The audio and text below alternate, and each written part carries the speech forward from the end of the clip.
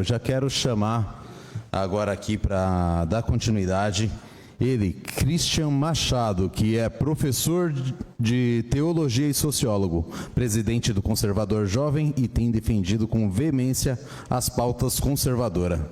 Ele abordará a guerra cultural e a sua influência na sociedade.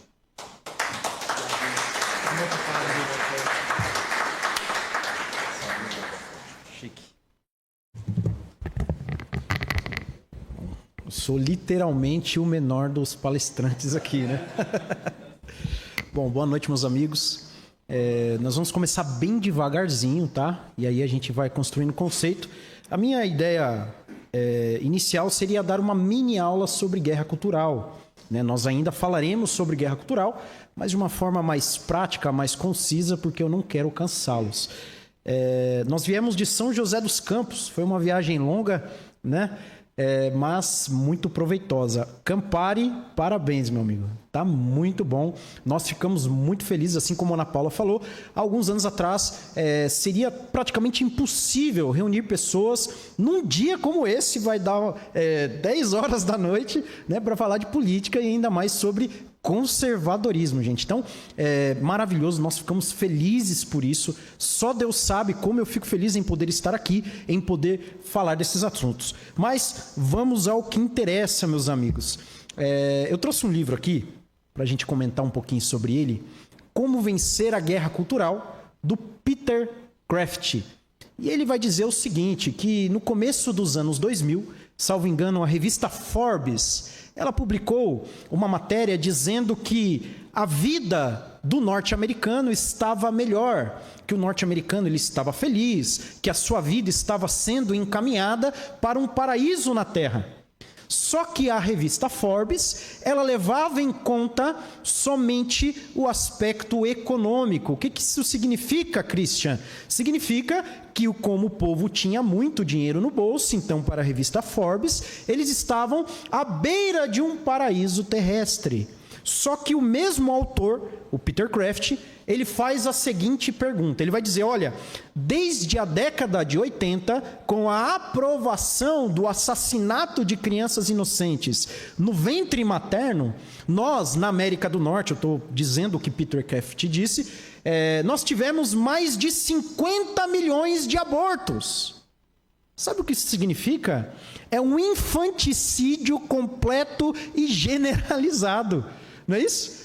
E aí ele faz a pergunta, como a revista Forbes ousa dizer que a sociedade norte-americana está melhorando porque nós temos mais dinheiro, sendo que as nossas crianças estão sendo dilaceradas na barriga das suas mães.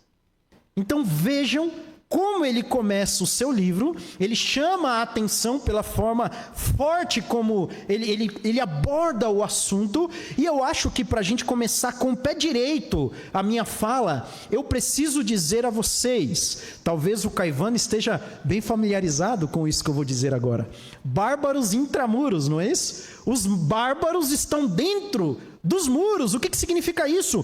A nossa guerra cultural, quando nós falamos de guerra cultural, nós não falamos de uma possibilidade, de algo que pode acontecer. Nós estamos falando de algo que já está acontecendo e, pasmem vocês, nós estamos perdendo. Eu até aumentei o tom da minha fala agora. Nós estamos perdendo. Nós não somente estamos perdendo, meus amigos, como nós estamos tomando uma surra no campo cultural. Você pode me bater depois na saída ali, eu chamo o Ricardo para me defender, tá bom? Mas nós estamos tomando uma surra no campo cultural. E ele vai falar sobre isso, porque nós perdemos espaço, assim como já foi falado hoje, na mídia. Nós perdemos espaço nas artes, nós perdemos espaço em todos os aspectos sociais. Me trouxeram aqui um feto, aproximadamente de quanto tempo? 12 semanas. Uma vida. Uma vida. O dom de Deus. Você vê olhos, braços, pé, coração, tá tudo aí. Coisa... E eles querem assassinar isso daqui, né? Essa criança, né? Uma coisa, a coisificação da espécie humana. E eles estão brigando para fazer isso aqui no nosso país, né? Até o 9º mês. E como já foi falado, eles olham para como eles dizem, né? Esse conglomerado de células, que é uma coisa, que é uma extensão do corpo da mãe, e que a mãe pode se livrar a qualquer momento, e dizem, olha, vamos matar, porque a nossa sociedade é livre, né? A nossa sociedade, ela não está mais presa aos valores judaico-cristãos, e nós podemos nos livrar.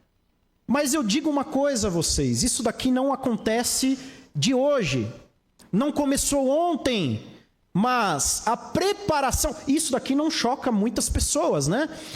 Eu não me recordo agora o nome do cirurgião norte-americano que realizou inúmeros abortos, mas ele faz até um documentário, né? E ali ele mostra como a criança, como o feto, ele foge do instrumento cirúrgico que retira pedaço por pedaço da criança. E, salvo engano, é O Grito da Morte, o nome do documentário, não é isso? E olha que coisa forte, né? Uma criança no ventre materno lutando para não morrer. Mas o assunto principal, né, não é o aborto, é a guerra cultural. O aborto não é a causa. O aborto não é o ponto focal da guerra cultural, é lógico, é uma das coisas mais importantes com as quais nós devemos tomar todo cuidado, debruçarmos todas as nossas atenções, mas é o sintoma de uma doença muito grave. Como eu disse, a gente está apanhando demais nesse campo. Nós estamos perdendo, estamos atrasados. Tem gente até hoje que quando nós falamos de guerra cultural, dizem que nós somos teóricos da conspiração, que a gente está inventando, somos sensacionalistas. Não, a guerra cultural está aí. Lembra que eu disse? Gravem essa expressão, bárbaros intramuros. Quem vai falar sobre isso é o Mário Ferreira dos Santos, no seu livro Invasão Vertical dos Bárbaros. E ele vai traçar aspectos culturais que demonstram a degradação da mente cultural do Ocidente, da cultura ocidental. E nós temos, né, como os valores principais, o tripé da nossa civilização, né, a religião judaico-cristã, o direito romano, a filosofia grega, que tem sido veementemente atacada, e aí nós temos uma ruptura, quando nós chegamos, por exemplo, no Iluminismo, na Revolução Francesa, nós temos frases como a seguinte, olha, nós precisamos enforcar o último padre nas tripas do último rei. Gente, essa é a mentalidade deles, não é? Essa é a forma como eles nos encaram. E eu não me recordo o nome da figura agora, que diz que a conversa com o conservador, né, é na ponta do fuzil, não é isso? Então vejam, eu estou dizendo tudo isso para chamar a sua atenção, não é simplesmente para te escandalizar ou criar um ambiente emotivo aqui, é para que nós venhamos a entender, o aspecto principal da minha fala aqui, é que nós estamos em guerra, queira você ou não. Queira você aceitar ou não, nós estamos em guerra. O professor Olavo de Carvalho, ele dizia uma coisa, ele dizia muitas coisas, não é, Wellington? Mas uma das coisas que eu gosto de repetir é que a pior covardia que existe é a covardia intelectual. É quando você sabe que tem um problema, você sabe que existe algo ali que não está muito bem arrumado, só que você prefere tapar os seus olhos, você prefere negar a realidade, porque a partir do momento que você admite que a guerra está aí, você vai ter que tomar uma atitude, senão a sua consciência vai te acusar.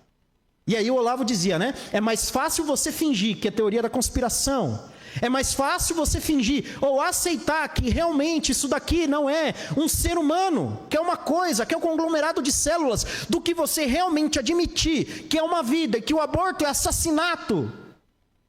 Porque se você admitir isso, você vai ter que tomar uma atitude. E se você, principalmente, eu creio que basicamente 100%, quase todos nós aqui somos cristãos. E se você é cristão e não entende o valor da vida humana, você é só um cristão nominal. Porque uma das bases do cristianismo é a vida existe desde a concepção. Não é isso? Desde quando o espermatozoide fecunda o óvulo, né? A junção, nós temos ali o efeito da vida, a fabulha divina. Aquilo que Deus colocou no homem, o sopro de vida, né?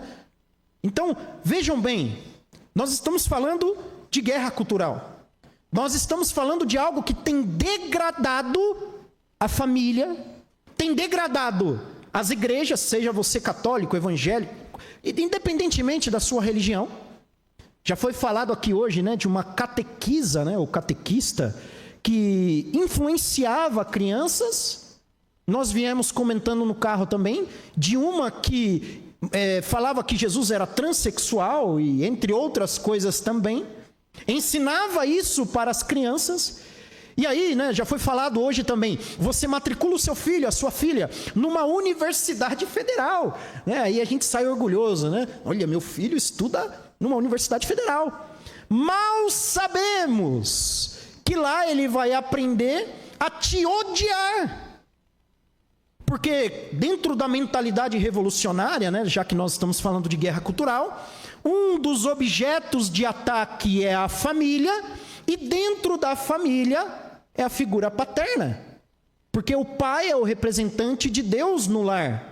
Então, da mesma forma que eu disse, né, parafraseando os revolucionários, que nós devemos enforcar o último padre ou o último rei nas tripas do último padre, da mesma forma que o padre representa Deus na igreja, o pai representa Deus na família. O rei representava ou representa Deus na sociedade. Então você perceba que o ódio final do revolucionário, o ódio final, o ataque final da guerra cultural é contra Deus e contra tudo aquilo que ele instituiu. E aí o Peter Kraft vai dizer o seguinte: a guerra cultural é também uma guerra espiritual. E aí, quando nós vamos para a Bíblia, no Novo Testamento, na primeira epístola do apóstolo Pedro, no capítulo 5, versículo 8, ele vai dizer o seguinte: sede sóbrios, vigiem, o diabo, nosso adversário, anda em derredor, bramando como leão, buscando a quem possa tragar. Olha as duas primeiras, olha a primeira sentença do apóstolo, né? Sede sóbrios, não se distraiam. Esquece o pão e circo. Esses dias eu estava vendo, Caivano, até o Alan dos Santos falando, né? É vergonhoso o brasileiro que gasta tempo para assistir BBB. Olha como o nosso país está pegando fogo. Eu estou citando o BBB, por exemplo, né? Aí, por muito tempo, nós das grandes cidades olhamos para as pessoas do interiorzinho, né? E falamos, tadinho, ignorante. Lê engano, são mais sóbrios que nós, porque nós estamos perdendo tempo nos shopping centers, nós estamos perdendo tempo com jogos de futebol. Não sou contra futebol não, meus amigos, não acompanho, né? não ligo muito para isso, mas vocês estão entendendo onde eu quero chegar? Eu acho que já não é mais tempo de perder tempo, eu acho que já não é mais tempo de deixar para depois. Nós falamos inúmeras coisas aqui hoje, nós trouxemos fatos. O Caivano, o Wellington, a Ana Paula, que me antecederam, trouxeram informações importantíssimas. E o que eu quero deixar como mensagem para nós hoje, olha só, eu já vou encerrar. Bernardi, nós precisamos resgatar o orgulho de sermos brasileiros. Nós precisamos resgatar o orgulho em pertencermos a esta pátria. Nós precisamos resgatar o orgulho em sermos pais de família, em sermos cristãos, em defendermos valores. Porque por décadas, por anos, nós somos taxados como quadrados, retrógrados. Não é isso? Fascistas, taxistas, né? Tantos istas.